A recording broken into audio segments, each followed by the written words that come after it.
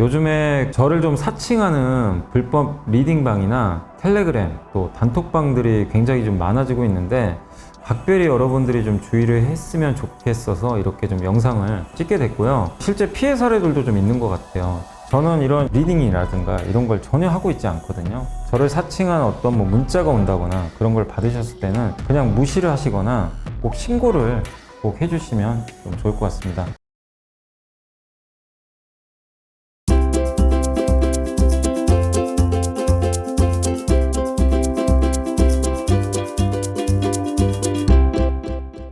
안녕하세요. 이베스트 투자증권 염승환 이사입니다. 2023년 7월 19일 시장 함께 읽기 시작을 해보도록 하겠습니다. 자, 오늘은 일단 이제 주식시장이 약간 이제 또 코스피는 참 답답하죠. 요새 코스피 쪽은 아직까지 굉장히 좀 답답한 흐름 계속 이어지고 있고, 코스닥은 일단 이제 2차 전지 변동성 따라서 등락을 거듭하고 있는 것 같습니다. 어쨌든 이럴 때일수록 포모 현상에 빠지시면 안 됩니다. 나 안 갖고 있는 거 오른다고 해서 너무 그러지 마시고 그거 이겨내셔야 돼요.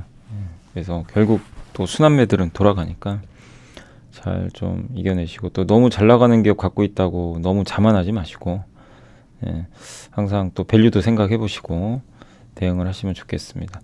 그러니까 너무 또 많이 오른 만큼 언제든지 급락은 나와요. 근데 아직 끝나지 않았으면 들고 가는 거고, 이게 좀 너무 과한 것 같다 그러면 좀 일부 덜어내는 거죠. 근데 그 기준은 없어요. 그게 각자 판단을 하는 수밖에 없습니다. 일단 많이 올랐고, 근데 항상 말씀드리면 목표가를 잡지 마세요. 우리가 목표가 어떻게 합니까? 그죠? 이게 얼마 갈지 밸류상 우리가 PBR 딱 잡고 계산하는데, 보통 강할 때는요 그건 넘겨버립니다. 우습게 넘겨요 그냥. 그래서 여기 비싼 줄 알고 팔았더니만 거기서 2배 가는 경우도 있고. 그러니까 참 목표가 정하는 건 어려운 것 같아요. 다만 이제 PBR이나 이런 밴드 보면서 지금은 좀 조심할 구간이다, 이제 그런 정도는 감안을 하고 있어야 되겠죠. 왜냐면 아까 보니까 한 분이 제가 이제 라이브 할 때 올려주셨는데 한미 반도체를 5만 원에 사셨다고. 근데 오늘 급락했잖아요. 근데 사실 한미 반도체가 지금 비싸냐 싸냐는 알 수는 없어요. 다만 주가가 5배 올랐습니다. 5배 올랐어요. 그죠? 그러니까 싸냐 비싸냐를 떠나서 5배 올랐으면 조금 단기적으로 조심해야 되겠죠.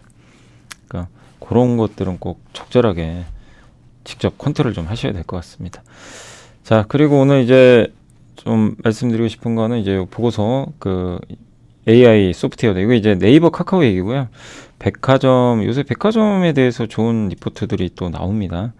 그리고 의류는 요거 읽어보니까 그렇게 좋은 내용은 사실 아니었던 것 같고, 아주 긍정적이진 않고요. 한화 시스템, JVM, 테스, 기가비스는 처음 들어보시죠? 저도 좀 생소해요, 사실. 한번 공부를 해봐야 될 것 같고, SKC 요새 좀 부진한데 그 이유. 그 다음에 어제 이제 중국 탐방기 2편입니다. 그리고 요새 엔화 투자하신 분도 많으실 텐데, 그 관련해서 엔화 재평가 시간 이런 보고서니까 한번 말씀을 또 드려보도록 하겠습니다. 자, 그래서 오늘 일단 요거 아침에 좀 3프로에서도 얘기했던 건데, 근데 이제 아침에 또 김동완 소장님도 그러시더라고요. 김동완 프로님도 한 분이 이제 그러니까 제가 가서 보고서를 소개해드리잖아요. 근데 거기 가가지고 제가 갑자기 저는 네이버를 좋게 봅니다, 아니면 어떤 블로거 분이 이런 좋은 글을 썼습니다, 그거를 얘기할 수는 없잖아요. 그죠? 그래서 공인된 자료잖아요. 증권사 리포트는 공인된 자료입니다. 다 자본시장법을 이제 준수하는 거고, 컴플라이언스 규정도 다 따르면서 이제 공식적으로 규정된 자료이기 때문에 제가 그걸 이제 소개해드리는 거고, 이게 좋습니다, 나쁩니다, 이 얘기를 하는 게 아니에요. 거기 3프로 가서 하는 거는 이제 이런 리포트들. 그리고 제가 요즘에 소개해드리는 리포트는 되도록이면 좀 덜 오른 기업들, 이미 너무 오른 거 뒤늦게 또 너무 긍정적으로 보는 걸 하게 되면 그건 좀 너무 또 늦었을 수도 있잖아요. 그래서 소외된 것들 위주로 좀 보고 있는데, 이제 그 중에 하나가 사실 네이버 카카오 아닙니까? 근데 이제 한 분이 네이버 띄우려는 거 아니냐, 막 이런 식의 이제 댓글을 달았나 보더라고요, 아침에. 그러니까 이제 아무튼 띄운다 그런 거는 그럴 이유도 없고, 그럴 관심도 없습니다, 그런 거는. 예, 아무튼 제가 소개해드리는 건 정보 전달 목적이니까 예, 아무튼 이게 너무 꼬지 마세요. 굉장히 뒤틀리신 분들이 좀 많으신 것 같아요. 특히 이게 다른 방송들 나가보면 예, 투자에 전혀 도움 안 됩니다. 그러니까 이 안에서도요, 제가 이제 설명드릴 텐데 관심 없으면 패스하면 돼요, 그냥. 예. 그리고 그러니까 야, 네이버가 되겠냐? 저거 챗GPT가 저렇게 되는데 이거 될까? 그러면 안 하면 되죠, 그죠? 근데 이 안에서도 네이버 한번 기대해볼까? 이런 분들도 있을 거 아니에요. 그런 분들은 공부해보는 거고. 예. 그러니까 판단을 하시면 돼요. 그러니까 일단 뭐냐면 네이버가 이제 다음 달에 이제 저 AI 모델 나옵니다. 하이퍼 클로버 X라는 게 나오는데 카카오가 연내 또 KO GPT를 공개할 예정이고, 근데 과연 이제 경쟁에서 살아남을 수 있겠느냐, 요 내용이에요. 그래서 빅테크에 비해 자금력 부족하고 AI 관련 인력도 이건 다 알죠. 그래서 주가도 못 올라갔고, 예. 그러니까 사실 그래서 주가가 거의 못 올라갔어요. 근데 이제 챗 GPT나 구글의 바드는 전 세계 모든 사람의 관심사를 다 분석해야 되는데 네이버가 그럴 필요는 없죠. 우리 한국형 모델이니까. 카카오도. 근데 이제 무엇보다 한국 안에서는 네이버, 카카오가 강점이 많잖아요. 이 엄청난 데이터 20년 동안 쌓았거든요. 그게 0이 아니잖아요. 그걸 이용해서 학습을 하고 결과물을 도출하니까 한국에서만큼은 오히려 챗 GPT나 구글 바드보다 낫다는 얘기예요. 근데 이제 지금 시장은 뭘 우려하냐면, 왜 주가 안 갔냐면 그거죠. 이게 나옴으로 인해서 이제 누가 네이버 쓰겠냐, 예, 이런 거 쓰지. 그래서 이제 네이버가 만드는 게 이제 그거죠. 네이버가 자체적으로 이제 네이버 검색과 접목을 시키겠죠. 예, 그래서 하는 거고, 예, 어떻게 보면 좀 방어의 목적도 있어요. 예, 그렇기 때문에. 근데 그렇다고 뭐 손 놓고 있을 수는 없잖아요, 그죠? 기업이라는 게 그럼 저런 공격이 들어와요. 그럼 여러분 같으면 가만히 있는 건가요? 그죠? 그러니까 뭐 이걸 굉장히 안 좋게 보는 분들도 있어요. 어차피 안 된다. 예, 근데 결국엔 네이버든 카카오든 이걸 안 할 수는 없는 거죠. 예, 방어해야 되니까.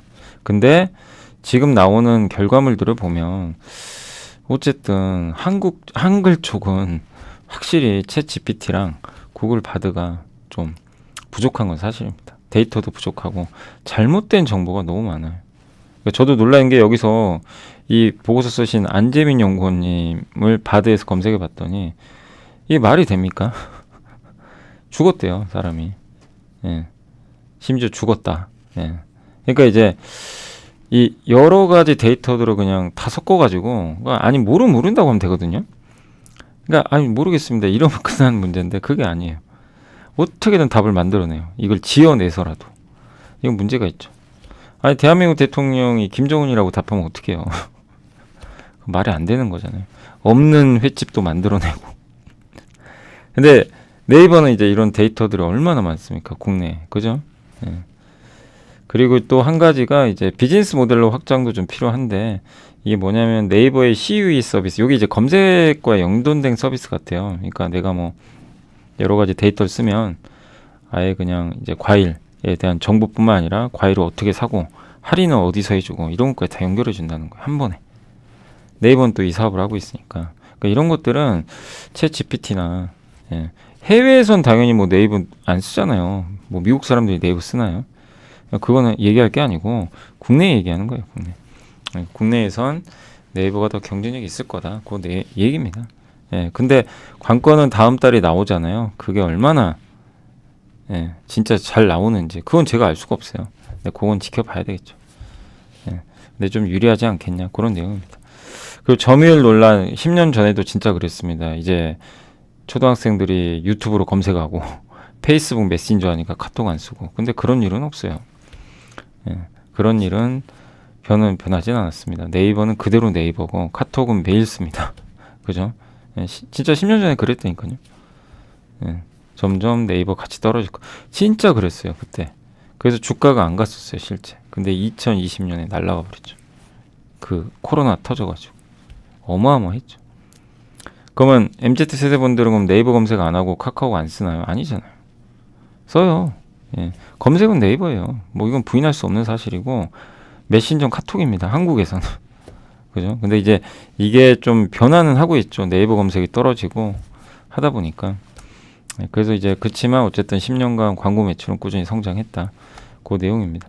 그리고 여전히 네이버의 평균 사용 시간은 구글의 24분에 비해서 압도적으로 많고요. 예. AI가 저는 이런 것 같아요. 저도 거의 네이버로 검색하거든요.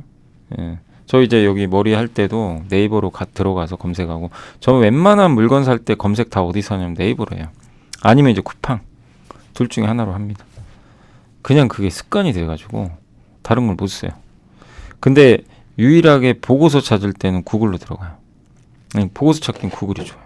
그래서 이제 뭐 아까 기가비스 띄고 PDF 딱 구글링 해가지고 치면 나오죠. 근데 그 외의 거는 대부분 이제, 예. 만약에 뭐 내가 어디 여행 가고 싶다, 호텔, 그럼 바로 이제 네이버에 검색합니다. 예. 궁금한 것도 다 네이버에 물어봐요. 그러니까 그게 이제 습관이 됐던 것 같아요. 근데 이거를 챗GPT나 바드가 한 번에 이걸 그러면 나왔으니까 하겠다. 아까 답변 봤잖아요. 황당한 답변. 그러니까 해도 네이버의 클로버 X가 더 잘하지 않을까. 이런 이제 애널리스트의 의견이니까 참고하시고, 어쨌든 다음 달에 나오니까 한번 보자고요. 예. 아무튼 주가는 못 올라갔습니다. 여러 뭐 우려들 때문에. 그 백화점은 이제 반등이 지금 이제 좀 최근에 나왔는데 기술적 반등이 아니고 실제 뭐가 좋아지고 있다. 그 얘기는 뭐냐면, 일단 이제 시장에 우려는 있죠. 고물가. 또 해외여행 가니까 누가 백화점 가냐. 근데 아니에요. 백화점 사람은 여전히 많습니다. 그러니까 저도 놀라워요. 작년에도 그랬고 올해도 그랬고 백화점 이제 사람들 안 갈 거다 안 갈 거다 이러는데 안 가긴커녕 예, 사람이 너무 많습니다. 저 여의도 더현대 주말에 가보셨어요? 예, 그냥 젊은 분들이 엄청 많죠. 그냥 핫플레이스예요. 그렇게 돼버렸어요. 백화점이 하나에. 근데 그 가치를 인정을 아예 못 받잖아요. 퍼 5배가 뭡니까? PBR도 너무 낮고. 근데 왜냐하면 이제 이게 꺾일 거라고 보는 거예요. 사람들 머릿속에 얘는 안 돼.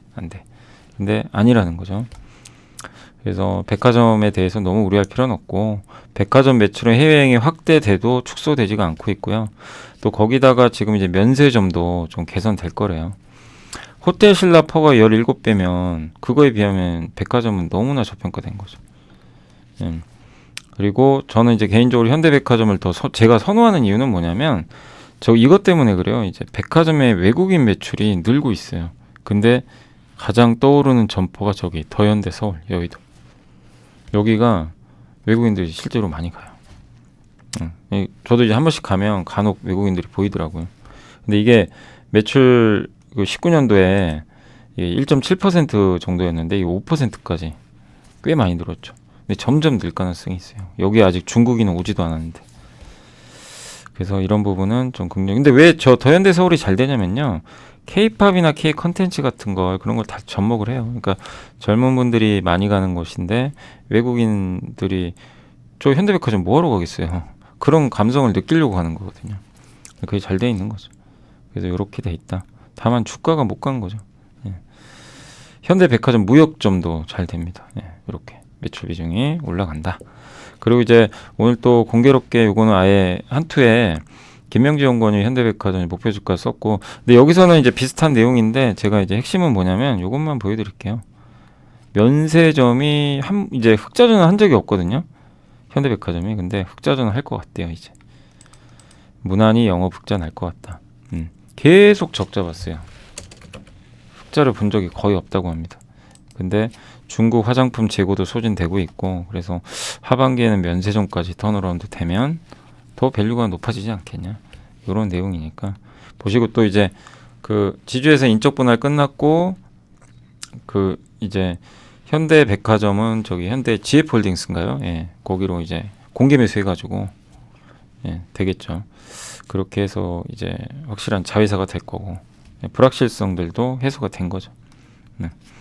그리고 의류는 이제 OEM하고 브랜드가 있는데 오늘 FNF가 급락했는데 이유를 찾아보니까 중국, 어제도 제가 보고서 보여드렸죠. 중국 소비 부양 좀 어려울 것 같다고, 탐방기. 그런 좀 우려들이 있다 보니까 중국이 부양을 해야 이게 소비가 되는데 중국 직격탄 받으면, 근데 실제로는 지금 아직 모르거든요. 진짜 FNF가 좀 중국에 장사가 안 되는지. 왜냐면 여기 나온 내용은요 여전히 잘 돼요. 그러니까 참 중국에 대한 지금 우려가 너무 크게 누르는 것 같아요, 주가를. 예. 근데 아무튼 호황기를 누렸다가 올해 지금 안 좋습니다. 의료업종, 브랜드 의료 전체적으로. 그래서 의료주는 결국엔 이렇게 볼 수밖에 없다. 이런 내용 같아요. 뭐냐면 어디 갔습니까? 예. 패션 브랜드사들이 일단 해외에서 모멘텀 찾아야 되거든요. 그래서 요거 지금 해외에서 이미 성공한 기업이 어디예요? F&F. 그 다음에 요새 해외로 지금 가는 기업이 어디죠? 더 네이처홀딩스. 예. 근데 이제 중국이 지금 안 좋으니까 이 부분에선 플러스를 못 받고 있고, 내수를 할 거면은 신생 브랜드가 좋다. 왜냐면 기존에 이미 많은 업체들은 입점을 했으니까, 출점했기 때문에 차라리 신생 브랜드는 막 이제 출점할 수 있잖아요.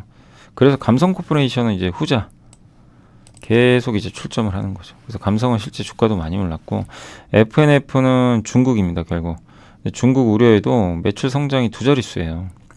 3분기에 또 중국 또 진출하고. 근데 이거를 시장 우려하는 것 같아요. 우려. 예, 좀 중국 되겠냐. 이거는 회사가 숫자로 극복하는 수밖에 없는 것 같아요. 그러니까 그런 숫자들이 만약에 2분기 실적이나 이런 거에 너무 우려만 했다라는 게 밝혀지면 주가는 또 오르지 않을까. 그러면 그때는 또 투자 또 해도 되겠죠. 근데 어쨌든 지금은 막연한 좀 우려가 너무 좀 많은 거 아닌가, 이런 좀 생각은 듭니다. 그래서 어쨌든 당분간은 브랜드 의료주들 여전히 좀 주가는 좀 부진할 수밖에 없는 것 같아요. 이런 이제 우려들이 있다 보니까. OEM은 최근에 좋았죠. 반대로 OEM은 굉장히 많이 올랐다가 어쨌든 2분기에 실적이 좋은 건 아니에요. 하반기죠, 하반기. 예. 그 영업무역은 또 다른 구조죠. 워낙 이제 구조적으로 성장하죠. 뭐 레깅스라든가 이런 쪽에 관련된 아웃도어 제품 잘하니까 여긴 경기를 잘 안 타잖아요.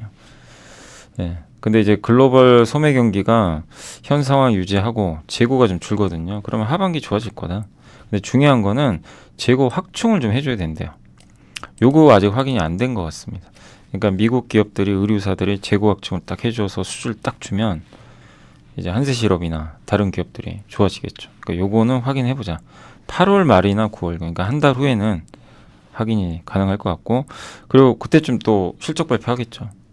그러니까 최근에, 그러니까 이렇게 보시면 돼요. 그러니까 의류 OEM은 좋았다가 지금 쉬는데 조금 더 쉴 것 같아요. 움직임. 네, 이런 걸 확인하기 위해서. 그 점은 염두해 두시면 좋을 것 같습니다. 그래서 브랜드사는 아까 말씀드렸고, OEM사는 8월 말, 9월 말에 그거 좀 확인해야 된다. 이런 내용입니다. 성장이 없어요. 아직까지. 의류 못 가는 이유가 있어요. 그래서 보시면, 그죠? 성장률이. 근데 미국의 의류 재고는 꺾이기 시작합니다. 이게 주문까지 들어오면 이제 OEM은 하반기 한번 더 달리는 거예요. 근데 그거는 한 달 후 정도에 한번 확인해 보자. 이런 내용 같습니다. 그러니까 지금은 좀 소강 상태라고 보시면 되겠고, 다월 투자의 최강시 연구원이 방산도 하시잖아요. 근데 작년 10월 23일 하나오션 유상작 완료됐고, 하나시스템도 하나오션 대우조선이죠. 여기 지분 12.3% 갖고 있는데 지분법 이익으로 이제 돌아올 것 같습니다. 이제 어쨌든 실적도 좀 개선되고 있고, 그래서 내년 내후년에는 굉장한 턴어라운드 예상되잖아요. 하나오션이. 그럼 여기서 이제 이런 돈들이 잡혀요. 예, 그러면 지금 하나 시스템은 뭐 인공위성 사업도 있고 UAM 뭐 드론 택시 같은 거죠. 이런 사업도 있고 신사업 하는데 그거 다 지금 적자잖아요. 적자 보니까 그거를 만회할 수 있는 게 바로 하나오션의 지분법 평가 이익이다. 그러니까 이건 되게 좋은 뉴스죠. 어떻게 보면. 그리고 K2와 K9 무기체계 수출만을 주목했는데 거기에 들어가는 사격 통제 장치도 부품이 있대요. 근데 이거는 좀 아까 보고서 보니까 최강식 연구원님이 이거는 계산에 안 넣었었나 봐요, 그동안. 그래서 이제 그걸 넣어가지고 일단 이것도 비중이 꽤 크다고 합니다. 그래서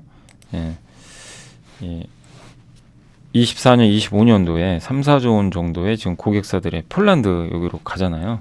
거기서 1,500억, 2,300억 정도 매출. 거기에 영업이익률. 요 정도. 저거 합치면 얼마죠? 그러니까 1,500억만 딱 잡아줘도 20% 이상이면 한 300억 되는 거죠. 그 정도 이제 꽂히는 거죠. 그래서 내년 이익 추정치 올려버렸어요. 이렇게 크게 내후년까지. 굉장히 좋은 거죠. 그리고 원앱이라고 아시죠? 위성 인터넷 하는 그 테슬라, 그러니까 그 스페이스X 경쟁사 원앱 지분도 갖고 있고. 그래서 기대할 게 좀 많죠. 그래서 방산 성장할 것 같고, 이게 신사업 부분이 요거거든요. 여기 요 부분인데 요거 적자인데 요거를 이제 하나오션의 평가 이익으로 메꿀 거다. 그리고 요 밑에는 제가 찾아본 거예요. 그러니까 제가 홈페이지 들어가가지고 도대체 그럼 저게 뭔가 요거 있잖아요. 사격 통제 장치 이런 게. 저도 이제 들어가 봤거든요. 요겁니다. 이런 장갑차나 탱크 있죠? 이런 것들. 여기 아예 나와 있어요. 통합 전장 시스템에 뭐라고 되어 있냐면 지난 30년 동안 K2 전차, 장갑차, 자주포 뭐 이런 것들과 같은 무기 체계에서 사격 통제 시스템을 개발하여 공급 중에 있다. 이게 저기 그 폴란드에 들어간다는 얘기죠. 이런 식으로. 여기 원격 사격 통제 시스템 있죠, 여기. 그러니까 저도 옛날 탱크 생각하면 이런 게 상상이 안 가지만 요즘 탱크는 이렇게 현대화 되어 있습니다. 반도체 들어가 있고 컴퓨터, 그죠? 다 들어가 있어요. 그러니까 미국이 중국 반도체 못하게 하는 이유가 이것도 크거든요. 무기 못하게 하려고. 이런데 반도체가 다 들어가니까. 아무튼 지금 제가 봤을 때는 허리 라인 정도가 제가 계산을 해보니까 한 13,500원 정도 나와요. 내년 PBR까지 그냥 평균 내가지고 해보니까. 그래서 지금 오늘 좀 빠졌죠. 그래서 뭐 한 14,000원 이하라면 뭐 일단 밸류상으로는 큰 부담은 없다. 이렇게 보고 있고. 근데 저는 그거보다 이걸 더 중요하게 생각합니다. 실적 상향. 이게 더 매력 있다. 자, 그리고 JVM 갖고 계신 분들은 정말 희소식이 하나 나왔습니다. 그동안 작년에 그렇게 우리가 좋은 보고서 보고 공부를 했는데도 주가 안 가가지고 그냥 계속 재미 하나도 없었고 한 1년 그랬던 것 같아요. 예, 근데 올해 몇 달 만에 그냥 주가가 날아가 버렸죠. 근데 그 이유가 이제 미국향 수출. 사실 근데 작년에도 미국 잘 됐던 것 같은데 너무 좀 뒤늦게 갔고 근데 목표 주가 올렸어요. 왜냐하면 요겁니다. 이거 아마존 아시죠? 아마존이 약국 사업 하잖아요. 온라인. 그죠? 미국은 온라인으로도 약 팔거든요. 우리나라 안 되죠. 이런 거 처방약 같은 거. 근데 요게 자동 조제약 장비 아시죠? 약을 자동으로 조제. 요게 들어갔대요. 아마존에 공급됐다고 합니다. 어떻게 될까요? 아마존에 들어갔으면 밸류가 업되겠죠. 그럼 글로벌 시장 1등 될 수도 있지 않냐. 요런 기대입니다. 영업이익률도 20%될 것 같고. 요게 아마존에 나온 기사인가 봐요. 아마존 약국에서 일하는 약사 인터뷰가 실렸다고 하는데 여기에 그 JVM이 공급하는 그 기기 요 뒤에 보이세요? 요거 여기서 많이 보셨죠? 요 제품 요게 그거죠. JVM 거. 그래서 JVM이 확보한 거 아니냐 이렇게 인터뷰가 이게 들어가 있다고 합니다. 그리고 밸류도 뭐 비싸지도 않아요. 이게 올라갔어. 이제 오늘 좀 비싸졌겠죠. 올라갔으니까. 그래서 그게 돼서 뭐 장기 트렌드에도 맞고 드디어 기술력을 인정받아서 굉장히 저도 기분이 좋고 작년부터 좀 좋게 봐왔던 기업인데 결과가 그러니까 이 기업이 잘한 거예요. 이런 기업들은 박수를 쳐줘야죠. 고생한 보람이 있는 거죠. 기업들이.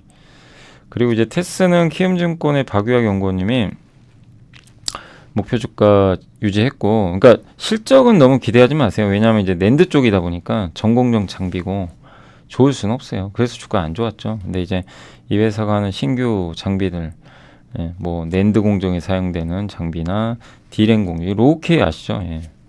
유전율이 좀 낮은 소재를 증착하는 거, 화학 기상 증착 장비죠. 요 국산화 성공했고 파운드리용 장비 들어가요. 그래서 도현애 연구원님이 예전에 보고서 쓴 거 보면 솔브레인하고 요거 테스 적어주셨죠. GAA 삼성 파운드리. 근데 삼성 파운드리가 어제 기사 보니까 그 테슬라 자율주행 칩 수주했다. 단독 보도라 알 수는 없어요. 그렇지만 자율주행 칩은 오히려 TSMC보다 삼성이 더 잘하는 것 같아요. 지금 수주를. 그래서 삼성 파운드리 밸류체인의 호재고 이거는 테스한테도 호재고 솔브레인한테도 호재고 뭐 밸류체인들이 있잖아요. 거기 다 호재가 되겠죠. 그래서 삼성의 고객사 확대를 더 기대해 보겠습니다. 아무튼 그동안 좀 주가 부진했지만 오늘은 좀 빠졌지만 뭐 오른 것도 없잖아요. 특별히. 그래서 내년까지 본다면 괜찮지 않을까 보고 있고 기가빗은 좀 생소하시죠? 이게 신규 상장한 지 그렇게 얼마 안 돼가지고 저도 잘은 몰라요. 근데 이제 오늘 한번 읽어봤거든요. 근데 이게 반도체 기판 있죠. 그 패키지 기판. 그 기판 안을 검사가 해서 끝나는 게 아니라 수리도 해줘요. 그걸 만듭니다. 그러니까 되게 좀 독특하죠. 그래서 광학 검사로, 그러니까 어떻게 보면 인텍플러스 비슷해요. 인텍플러스도 검사하는 회사잖아요. 예, 인텍.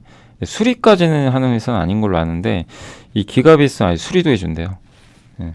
그래서 불량이 검출되면 그거 아예 고쳐준다고 합니다. 그래서 여기 플립칩 BGA 기판 검사에 사용되고 주요 이제 고객사 대만, 중국, 국내, 일본에, 우리나라만 하면 안 되죠. 예. 워낙, 그리고 저 기판 강자는 대만하고 일본이에요, 사실. 굉장히 많죠.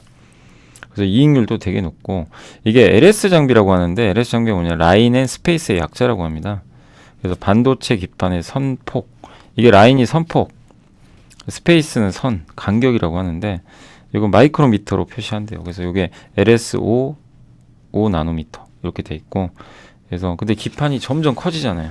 대면적화되고 이러면서, 예, 장비 수요가 좀 확대될 것 같다, 이런 내용입니다. 예, 근데 기판의 면적이 커지고 층수가 많아지면은 수율이 떨어진대요. 어쨌든 기판 제조사는 사각형 패널 위에서 기판 제조하는데, 서버용 플립칩 BGA는 PC용보다 기판 면적이 4배나 크고요. 예, 층수가 2배니까 더 많이 검사가 필요하겠죠. 옛날엔 샘플 검사만 했는데 이제는 전수 검사까지. 그래서 AOR 장비는 그 레이저로 수리해주고요. AOI 장비가 검출. 저거 잘못됐다 그러면 AOR 장비가 가서 고쳐주는 거고, 대만의 기판 업체들 유니마이크론, 이 유니마이크론 비중이 높은 회사가 그 인텍플러스입니다. 인텍플러스가 여기 요 회사 거 검사해 주는 걸로 알고 있어요. 근데 요 기가비스는 나냐 비중이 좀 크더라고요. 예. 킨서스 이런 회사들이 이제 기판 만들고 있는데 이쪽에 좀 비중이 높은 것 같습니다. 유니마이크론, 또 여기 나냐, 킨서스, 그리고 레이어, 이게 층수인데 이게 증가하면은 그만큼 검사 더 많이 해야 되거든요. 기가비스 고객사 비중은 요 N사가 나냐겠죠, 당연히. 예. 그리고 중국에 Z사도 있고. 장비별 비중은 이제 AOA 검사하고 수리 장비가 24% 이렇게 돼 있습니다. 아무튼 공부해볼 만한 그런 기업이니까 참고하시고, 요거는 제가 잠깐만요.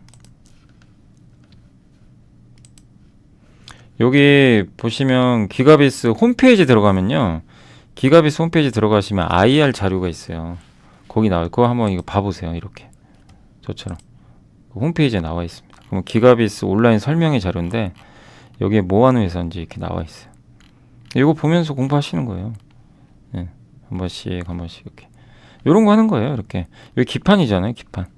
요 사각형 펜날이 기판이거든요. 요건 웨이퍼고, 이 회사가 하는 건 기판 조사하는 거예요. 요 기판 안에 요 안에 있죠. 요거. 저게 이제 이렇게 층수고, 저걸 다 검사해 주는 거예요. 요 안이 내층, 외층도 있다고 합니다. 이 회사 근데 아마 내층으로 좀 알고 있고, 예. 근데 이제 서버나 이런 건 이렇게 커지니까 수요가 많죠. 이게 5나노, 5마이크로. 예.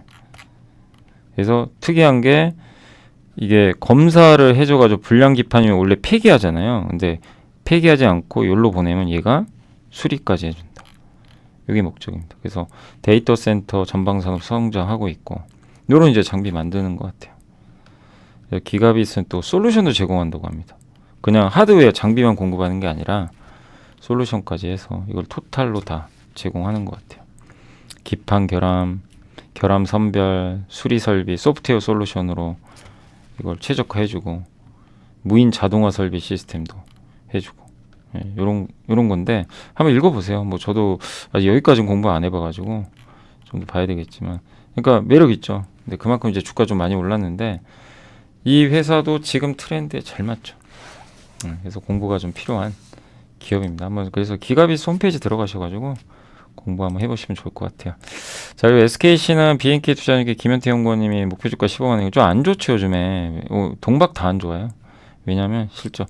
동박이요 정말 하기 힘든 사업이래요. 알루미늄 박은 진입장벽이 좀 낮은 편이에요. 근데 이제 이 동박은 이게 진입장벽이 꽤 높다고 합니다. 예. 그러니까 이제 근데 돈이 안 돼요 지금. 계속 적자가. 예. 전기료 많이 들죠. 그거 이게 이 피는데도 꽤 시간도 필요하고, 거기다가 전기동 구리 가격까지 오르고, 그러니까 참 안 좋죠 지금. 예. 그래서 어쨌든 2차 전지 소재가 잘 돼야 되고, 반도체나 친환경 소재는 지금 당장 실적에 영향을 줄 건 아니고요. 핵심은 요겁니다. 동박. 요건 중장기적으로 좋게 보는데, 요건 내년에 기대하는 거고, 반도체. 그래서 올해 하반기가 중요합니다. SKC는 이번 2분기는 기대하지 마세요. 실적은 안 좋을 겁니다. 지금 나오는 데이터 보면. 그건 중요하지 않고 이제 알려져 있으니까, 하반기에 말레이시아 공장이 가동되면은 일단은 여기 수율이 더 좋고요. 전기료가 싸요. 그러면 이제 실적 좋아지겠죠. 이게 이제 확인돼야 됩니다. 그럼 주가는 올라오겠죠. 그래서 장기적으로는 좋게 봐요, 여전히. 밸류도 싸고. 다만 2분기에 대한 우려 때문에 주가가 조금 부진하다. 이렇게 말씀드리겠습니다. 자, 그리고 중국 탐방기, 중국이 테크를 포기할 수 없는 이제 어제 이어서 두 번째인데, 오늘은 좀 이제 반도체 얘기예요. 어제 말씀드렸죠. 중국이 반도체 투자할 수밖에 없다. 그 이유는 아시죠? 부동산 부양하기도 어렵고 인구가 줄고. 예. 근데 AI 하려면 빅데이터, 알고리즘, 칩이 있어야 되는데 1, 2번은 중국이 잘해요. 사실 칩은 못하죠. 미국이 못하게 막으니까. 근데 포럼을 이제 탐방 가서 포럼을 했는데, 그 영어를 중국어로 동시 번역해서 자막 처리한 시스템에 음성인식 대표 기업 이 기술이 자연스럽게 지금, 그러니까 동시 통역하는 거죠. 예, 무선 이어폰 아이플라이 버드를 딱 쓰면요, 동시 번역을 그대로 해준대요. 근데 AI 칩은 안 되죠. 미국이 못하게 막으니까. 근데 중국의 칩 설계는 또 잘한대요. AI 칩 설계하는 거. 그래서 그 칩을 설계한 그 제품을 봤더니, 엔비디아가 이제 지금 중국에 공급하고 있는 A800이거든요. 요건 지금 공급을 하고 있는 걸로 아는데, 뭐 소비 전력 대비해서 연상 능력, 데이터 입출력 속도는 빠르다고 합니다.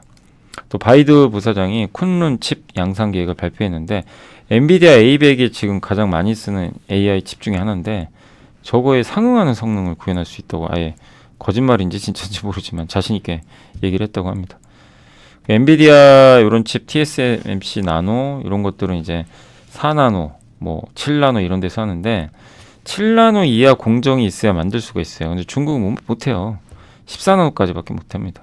그럼 TSMC에 맡기는 수밖에 없어요. 설계 아무리 잘해도 TSMC가 안 해주면 그냥 이제 도루묵이죠.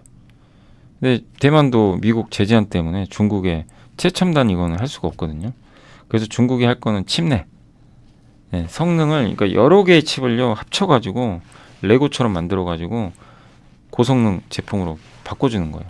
이걸 지금 중국은 추진할 수밖에 없다고 합니다.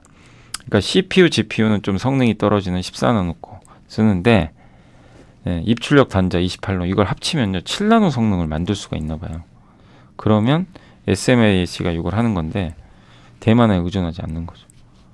CPU는 인텔, GPU는 TSMC, 입출력 단자 SMIC. 요 각각의 제품을 섞어버리는 거예요. 그러니까 원래 예전 구조는요,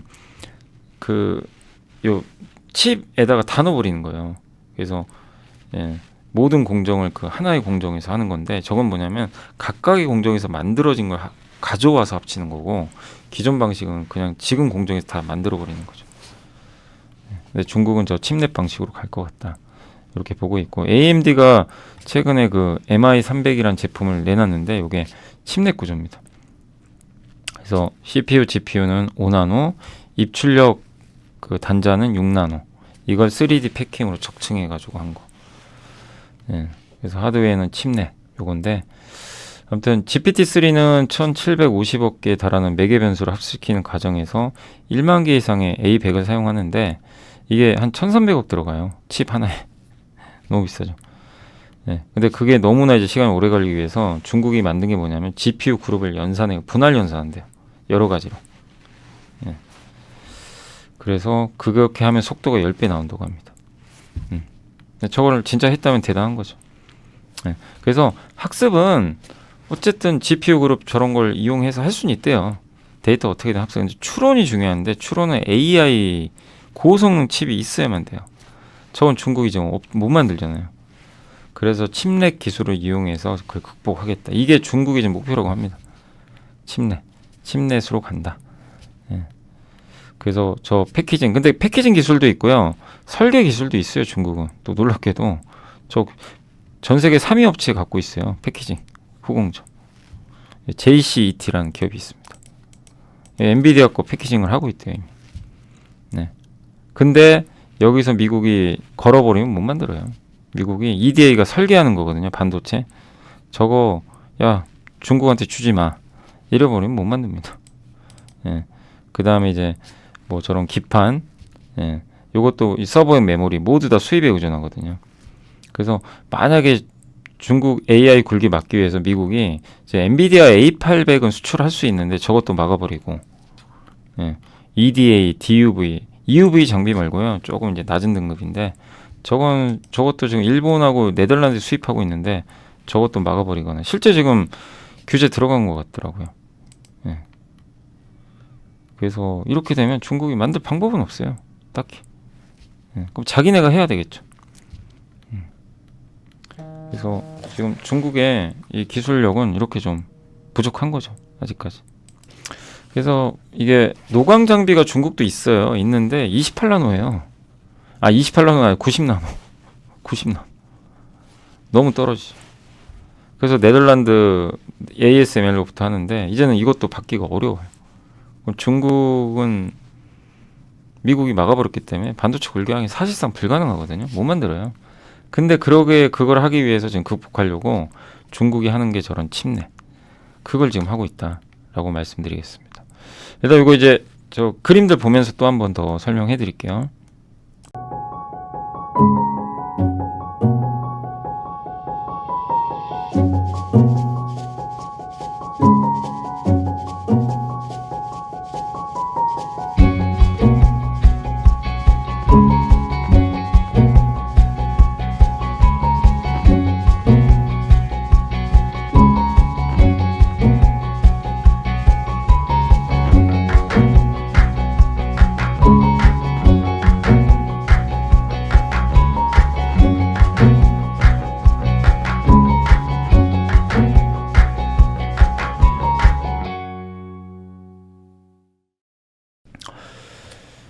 요게 이제 그 아이플라이 테크의 무선 이어폰 이제 그 기능이라고 하는데 요게 이제 요걸 이제 끼고 있으면 동시에 이제 음성 인식해가지고 자막 처리해 준다고 합니다. 예. 그러니까 뭐 이제 어떻게 보면 동시통역이 되는 거고 쿤눈의 2세대 AI 칩인데 이게 설계한 거죠. 이게 성능이 이렇게 좋다고 합니다. 엔비디아 거보다 오히려. 그 다음에 이제 칩넷 패키징 개념이 뭐냐면 기존 방식은 여기 보이세요? GPU, CPU, 뭐 모뎀, 칩 이런 거를 하나에 다 끼워넣었어요. 네, 근데 이게 아니고 이 칩넷은 저게 이제 모놀리틱 방식인데 레고 블록처럼 이렇게 쌓는 거예요. 각각의 기능별로.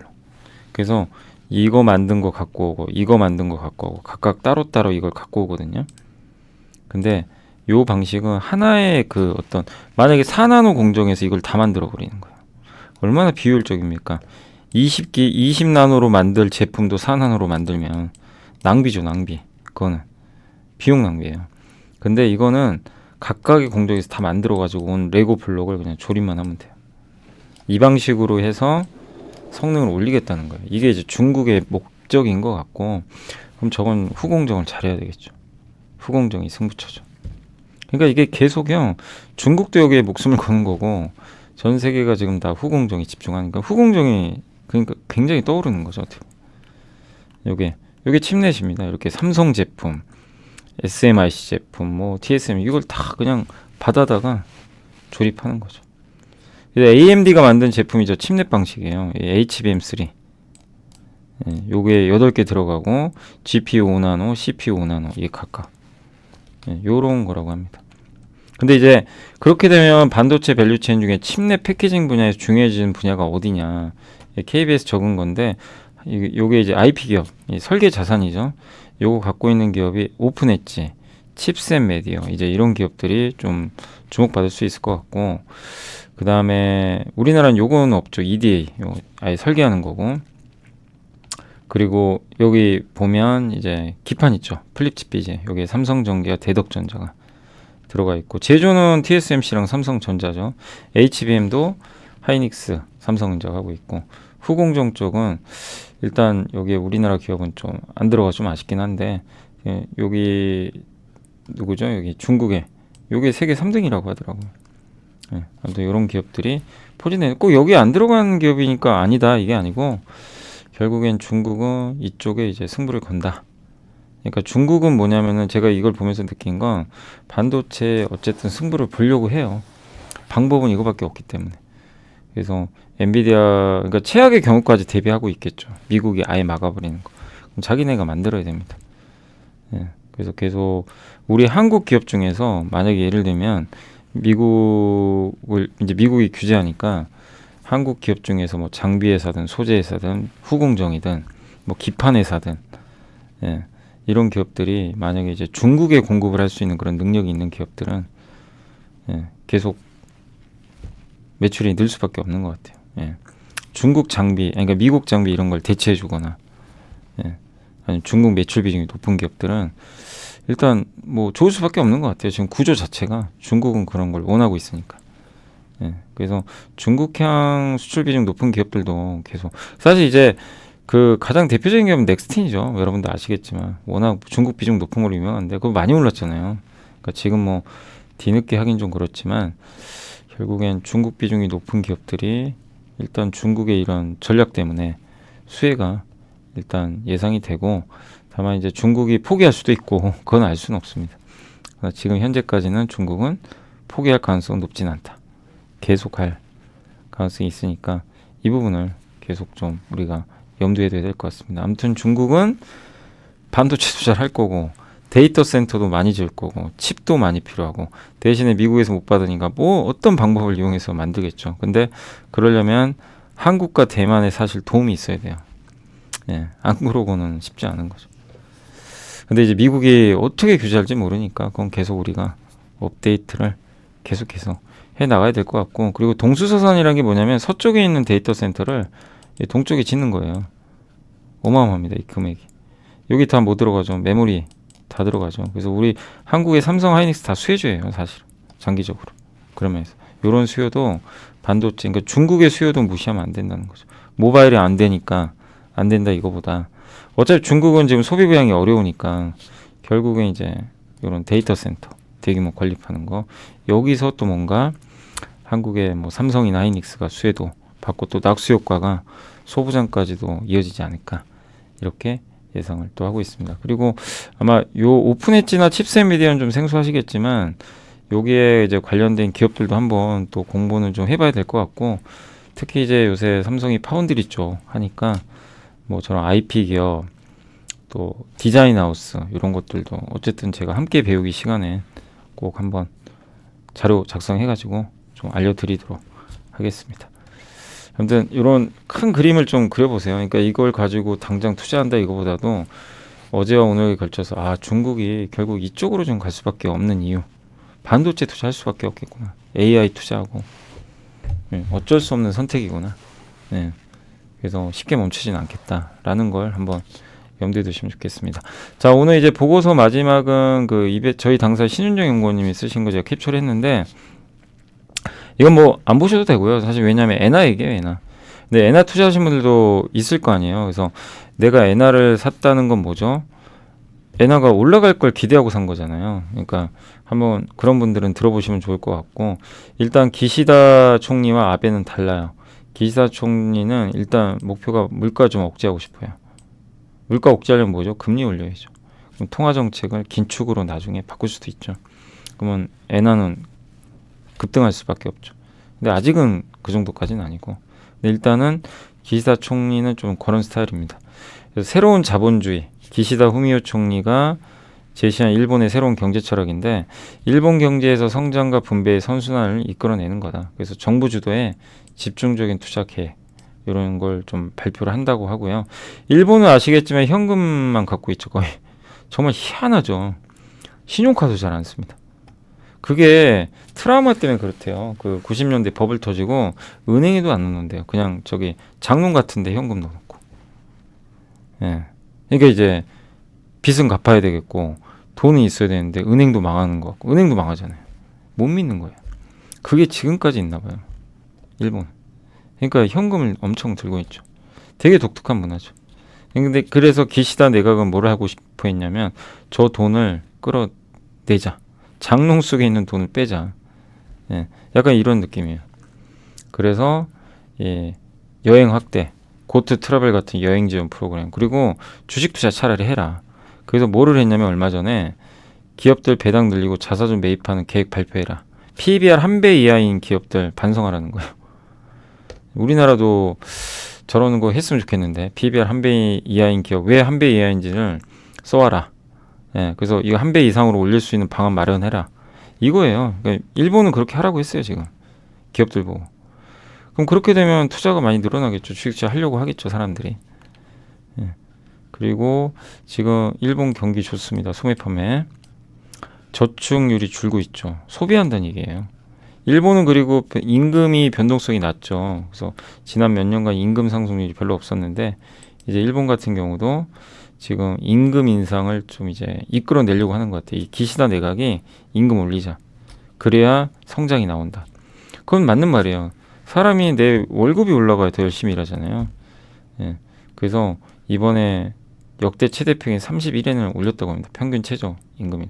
국가별 연간 평균 임금입니다. 여기 보이세요? 2000년부터 이게 일본의 현실이에요.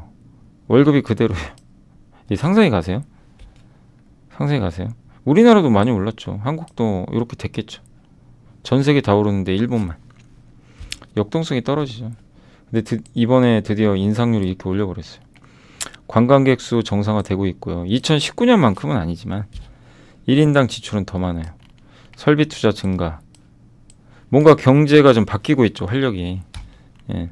그리고 일본이 옛날에 디램 시장 압도적 1위였습니다. 근데 미국이 쳐버리. 칩워라는 그 책이 있어요. 한번 읽어보세요. 되게 두껍지만 금방 읽어요.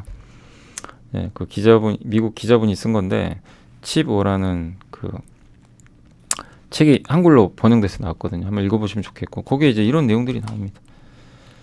예, 그래서 반도체 공급망이 다시 재편되면서 일본이 지금 다시 반도체 키우려고 하죠. 그래서 투자. 근데 이제 한 가지 문제가 있어요. 기시다 총리 지지율이 떨어지고 있대요. 이게 좀 문제입니다. 그리고 인플레는 다시 지금 이제 올라오기 시작하죠. 예, 일본은 저물가로 갈 것 같지는 않고요. 상승하는 품목이 훨씬 많아요. 레저 지출 상승률. 근데 일본의 고유한 리스크가 4개인데 경제 성장에 대한 실망감, 통화정책 정상화할까 기대를 했는데, 그러니까 금리 인상 쪽이죠. 금리 인하 이제 끝내고 그거에 대해 사실 실망했어요. 일단 시장이 무역 적자 지속, 엔화가 안전자산으로서 가치가 옛날보다 떨어져 있고 일본 내 정치적 우려, 이 4가지 때문에 엔화가 급락을 한 거예요. 그래서 900원 깨졌잖아요 한번. 예. 그래서 이 4가지 이유 때문입니다. 예. 그래서 여기서 보면은 BOJ 총재가 바뀌었잖아요. 우에다라는 사람으로. 그래서 그 예전에 구로다 총재 이제 후임으로 왔는데 정책 바꿀 거야. 이제 더 이상은 저렇게 돈 푸는 거 안 하겠지 했는데 전혀 바뀐 게 없고 계속 풀어제깁니다. 예. 그리고 경제 성장률도 24년도까지 보면은 그렇게 뭐 엄청 좋을 것 같지도 않고 막 이제 약간 이제 일본 경제에 대한 회의감도 있고 안전자산 맞냐? 일본 그리고 저 기시다 총리 지지율도 떨어지고 이게 맞물리니까 엔화가 그냥. 저는요, 저 개인적인 생각은 일본 엔화가 좀 빠졌던 이유는 여기다가 이것 때문에 그랬던 것 같아요. 이것 플러스 미국 금리가 인상이 안 끝나버렸어요. 일본은 돈을 계속 풀죠. 금리가 낮아요. 미국은 뭐죠? 올립니다. 계속. 이 차이가 계속 벌어지죠. 그럼 어떻게 돼요? 엔화는 약해지죠. 여기서 일로 가잖아요. 엔화 팔고 미국 주식이나 미국 자산 삽니다.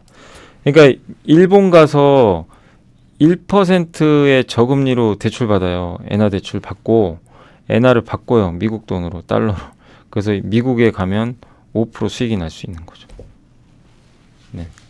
그러면 계속 돈 빠져나갑니다. 엔화는 계속 약해져요. 근데 이제는 하반기를 보면 이제 우리가 여기까지 얘기했잖아요. 그럼 결론은 뭐냐? 엔화 강세로 갈 가능성이 있다. 요게 결론입니다. 그래서 엔화 투자는 저도 괜찮다고 생각하고 있고 여전히. 왜? 저는 이것 때문에 드디어 미일 금리 차가 더 이상 벌어질 것 같지는 않아요. 이번 7월이면 미국 금리 인상 끝납니다. 더 이상 안 올리고 내년엔 내려요. 일본은 어차피요 금리 마이너스예요. 더 내리진 않아요. 오르면 올랐지. 그럼 내년 어떻게 될까요? 미국은 인하 들어갑니다. 엔화가 강해지겠죠. 이 갭이 좁아지니까. 이건 우리가 그냥 상식적으로 생각해도 답이 나오잖아요. 그죠? 답 나와요. 그러니까 엔화를 단타라는 얘기가 아니라 길게 보면, 그러니까 우리가 이런 걸 왜 공부하는 거예요? 이런 보고서나 이런 자료를 왜 찾아봅니까? 합리적으로 투자하려고 그런 거예요. 그냥 점쟁이처럼. 그러니까 이 뭐 당신 나중에 어떻게 될 겁니다. 이거는 거의 점쟁이 예측 영역이잖아요. 그냥. 예. 근데 그거 누가 우리가 맞춥니까? 주식 투자는 그렇게 하면 안 되잖아요. 어떤 투자, 뭐 어떤 자산에 대한 투자는 합리적으로 해야 되니까. 예. 그래서 우리가 해야 될 거는 이런 자료를 보고, 야, 엔화가 일본 경제가 이럴 것 같으니까 앞으로 이렇게 될 거야. 그걸 찾아봐야죠. 예. 그냥 단지 엔화 싸니까 삽시다, 이거보다 엔화 싼데 앞으로 엔화 비싸질 것 같은데요. 이게 투자잖아요. 그죠? 이게 투자지. 단지 싸서 사는 건 아닌 것 같아요. 예. 그래서 여기도 나와 있습니다. 다시 엔화가 될 것 같다. 강해진다. 일단 일본 경제가 선진국들과 비교해서 견조할 것 같다. 그리고 정부가 개입을 해요. 저번에도 엔화가 너무 약하니까 좀 개입하더라고요. 옛날과 달라요. 방어하고 있고, 그 다음에 외국인들이 일본 많이 가죠, 지금. 여행하러. 예, 엔화 수요. 근데 저는 개인적으로 요걸 제일 크게 봅니다. 금리 차가 이제 더 이상 벌어지진 않을 것 같다. 예, 그래서 엔화를, 오늘 엔화 좀 또 떨어졌더라고요. 그래서, 예, 엔화에 대한 시각은 아무튼 좀 긴 호흡으로 보시면 어떨까, 이렇게 해서 정리를 해드리겠습니다. 그러니까 투자도 사실 마찬가지예요. 제가 이제 엔화 말씀은 드렸지만 어떤 자산을 분석할 때도 이런 식으로 하시면 돼요. 각각의 장점당 지금 왜 싸지? 왜 싼 이유? 그럼 하반기 이게 좋아질까? 아까 백화점 말씀드렸죠. 싼 이유 다 알죠. 백화점이 싼 이유는 아까 말씀드렸어요. 근데 그러면 싸다고 사는 거 아니잖아요. 그럼 앞으로 좋아져야 사는 건데 좋아질 이유도 나왔죠. 네, 네, 그런 거죠. 그래서 이런 식의 한번 분석도 고민해 보시면 좋을 것 같습니다. 자, 그리고 어제 공시 한번 말씀드리면, 어제는 그 동원산업 있죠. 요새 동원산업도 계속 내부자 매수 있더라고요. 예. 여기도 어제 1억 정도. 한샘도 요새 사요. 한샘 안 좋잖아요. 정말 안 좋더라고요, 한샘이. 적자도 그때 났었고. 근데 일단은 한샘도 요즘에 몇몇 임원들이 조금씩 사고는 있습니다. 보다 보니까 전자공시 쪽에서는 어제 말씀드린 대로 그 한국가본이 대규모 수주, 어제 겁니다. 그 LNG 본행제 4천억, 1,100억 이렇게 현대중공업, 삼호중공업 이쪽에 공시가 있었다는 거 참고해 주시면 좋겠습니다. 자, 이제 시장 말씀드릴게요. 오늘 주식시장은 일단 코스닥이 오늘도 급등해 가지고 일단 코스닥은 신고가 났습니다. 전고점 돌파했습니다. 오늘도 2차 전지의 힘이었고요.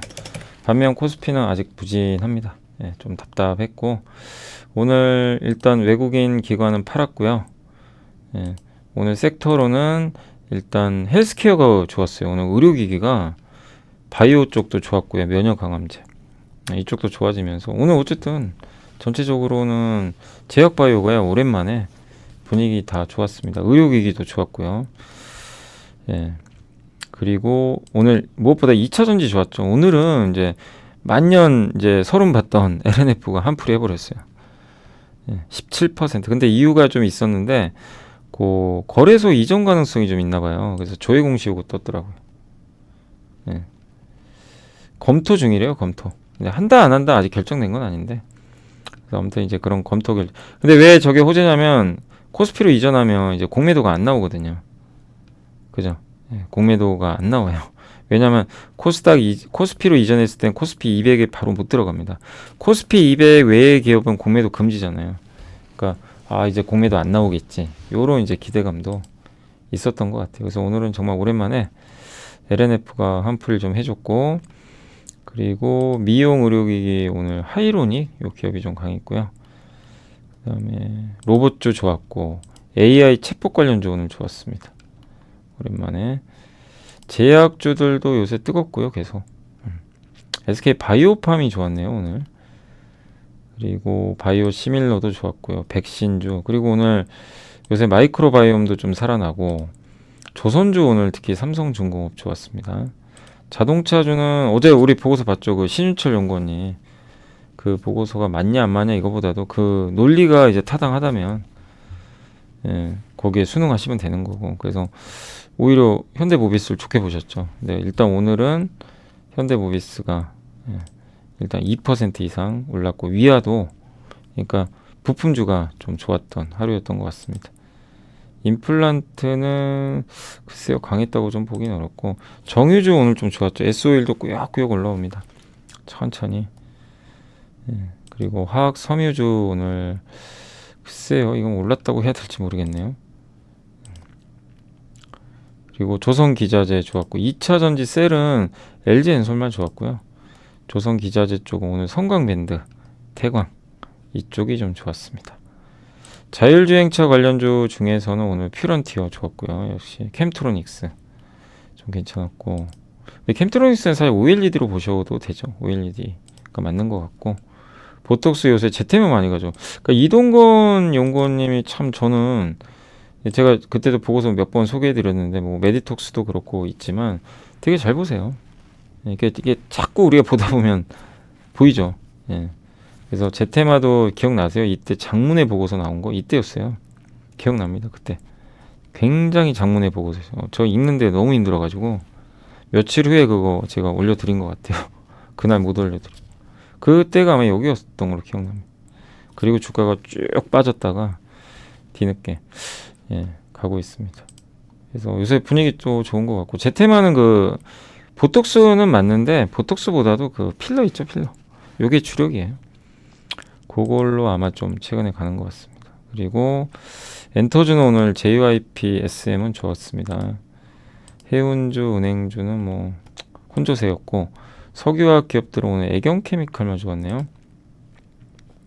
폴더블폰 관련주에서 오늘 오랜만에 진짜 이녹스 첨단 소재가 오늘은 좋았던 것 같습니다. 백화점은 오늘 좀 빠졌죠. 오늘 약간 일부 기업들은 빠졌고요. 건설주도 오후 되니까 조금 밀려버렸네요. 반도체도 오늘 오후엔 밀렸습니다. 하락 종목이 훨씬 많습니다. 오늘 MLCC 오늘 실리콘 응급제 대주전자재로 그냥 폭락해 버렸고요. 어제는 오르고 오늘은 급락하고, 뭐 알 수가 없네요. 삼성전기 다시 빠졌고, 인터넷주들 안 좋았고요. 반도체 오늘은 근데 반도체 소부장이 다 안 좋았어요. 보시면 그죠? 급락했어요. 두들겨 맞았습니다. 근데 뭐 많이 올랐으니까요. 또 기회가 오겠죠. 좋은 기회가 올 것 같고, 오늘은 HBM 관련주들도 대부분 빠졌습니다. 장비도 많이 빠졌습니다. 오늘 일부 FST나 PSK홀딩스는 좀 올랐는데, 오늘 보면 뭐 한미가 12%. 근데 뭐 빠져도 할 말은 없어요. 너무 많이 올라가지고. STI도 보시면 정말 많이 올랐죠.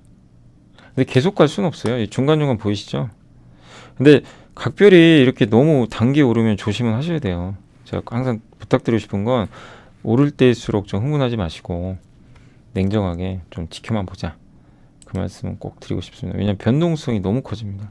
저렇게 되면. 그래서 오늘도 보면 많은 기업들이 좀 빠졌습니다. 그래서 오늘 코스닥 급등했는데 하락 종목이 두 배가 많고요. 코스피도 상승했는데 하락 종목이 2배가 많습니다. 완전히 쏠리는 거예요. 그래서 실제 체감 지수는 굉장히 안 좋았다라고 말씀드리겠습니다. 자, 마지막으로 시가총액 상위 기업들만 일단 한번 이제 보고 마무리를 좀 하도록 하겠습니다. 오늘 일단 많이 오른 기업들은 여기 이제 나와 있지만, 에코프로 HN이 상한가 같네요. 그리고 에코프로 BM 달렸고, LNF 3000당 제약, 레이크 머티리얼즈, 뭐 매지온, 삼성중공업, 농심이 오랜만에 좋았습니다. 유한양행 요새 칭찬 많이 받죠. 진짜 간양행이다, 이런 얘기 많이 나오고, 한미약품, 포스코홀딩스가 결국 50만원 찍었습니다. 모비스 좋았고요. 성일하이텍이 아침에 좀 빠졌는데 오후 되니까 좋아졌네요. 윤성 FNC, 메디톡스 좋았고, 그러나 오후에는 오늘 좀 밀린 기업들이 상당히 많습니다. 여기 벌레가 여기 잡고 있어가지고 앞에 오늘 좀 많이 빠진 기업은 대주전자, FNF는 그 중국 우려 때문에 그런 것 같아요. 제가 찾아보니까 글쎄요, 별 이슈는 없었습니다. 근데 기관이 손절한 것 같아요. 대량으로. 보이시죠? 그냥 지금 보세요. 갑자기 던져버리잖아요. 이틀 동안. 외국인은 사는데 오히려 그러니까 수급 이슈도 좀 있는 것 같고요. 그래서 중국발 좀 경기 둔화 우려 여기 있었고 아까 우리 그 공부했던 기가비스 한번 공부는 해보세요. 너무 올랐어요. 지금 급할 건 없고 충분히 공부를 해보시고 나중에 한번 기회를 노려보니 그게 투자예요. 그렇게 해가지고 하나하나씩. 근데 관심 없다 나는 이거. 나는 이쪽 안 하고 차라리 어차피 기판이면 다른 거 하겠다. 그럼 그거 하시면 되겠죠. 선택이에요 다. 모든 건 여러분의 선택입니다. 하고 안 하고는. 예. 근데 이제 흥미가 있는 분들은 공부를 하시고 그러면서 이제 해 나가는 거죠. 오늘 SKC는 아까 말씀드렸고 OCI도 오늘 좀 빠졌습니다. SNS텍 빠졌고 카카오가 요새 안 좋고요. 현대오토에보다 오늘 좀 빠졌네요. 하나시스템도 오늘은 좀 빠졌습니다. 근데 오히려 기회가 오고 있는 것 같아요. 제가 아까 계산해 보니까 이오도 빠졌고 네. 그래서 오늘 아무튼 요 정도 흐름으로 일단 마무리를 짓도록 하겠습니다. 자, 아무튼 오늘도 이렇게 시장 뭐 이렇게 보시느라고 고생하셨고 투자하시느라고 고생하셨고 어제 제가 4년 동안 FST 투자해서 지금 아직도 들고 있다는 분 블로그 보여드린 것처럼 정말 이게 투자라는 건 쉽지 않고 자기의 확고한 뭐가 있어야 돼요. 진짜 흔들리지 않는 자기만의 그게 있어야 돼요. 옆에서 누가 뭐라고 하고 말고 그게 안 되면 성공하기 어려운 것 같습니다. 그래서 그거를 그리고 꾸준한 팔로우업이에요. 계속 업데이트하는 거예요. 좋아지나 나빠지나 좋아지나 나빠지나 경쟁력에 문제 있나 없나 예, 그걸 계속 하는 거죠. 예. 그래서 추적을 하는 거예요. 예, 그 과정에서 우리가 또 새로운 걸 얻을 수도 있는 거고 그래서 매일매일 이런 업데이트 좀 하시면서 예, 제가 시간 전략해 드리는 게 목적이니까 그걸 이용을 잘 하셔가지고 여러분 걸로 잘 만들어 가시면 좋겠습니다. 자, 그리고 이제 마지막으로 내일은 제가 이제 강연의 관계로 제가 그 내일 방송은 없어요. 내일 저녁은 못 올라가니까 대신에 모레까지 이제 한 번에 합쳐가지고 금요일 날 해드릴 테니까 너무 걱정하지 마. 내일은 좀 어쨌든 예, 또 장 좋았으면 좋겠네요. 그리고 제가 금요일도 못 나갑니다. 제가 보통 이제 강연회 가면 지방 강연회 가면 제가 다음날 보통 안 가거든요. 그 3%는 그래서 금요일 아침에 3%도 안 나가니까 그것까지는 좀 내일은 나가요. 내일 오전에 나가고 참고해 주시면 감사하겠습니다. 자, 오늘 수고들 하셨고 저는 어쨌든 금요일 날 뵙겠습니다. 네, 감사합니다.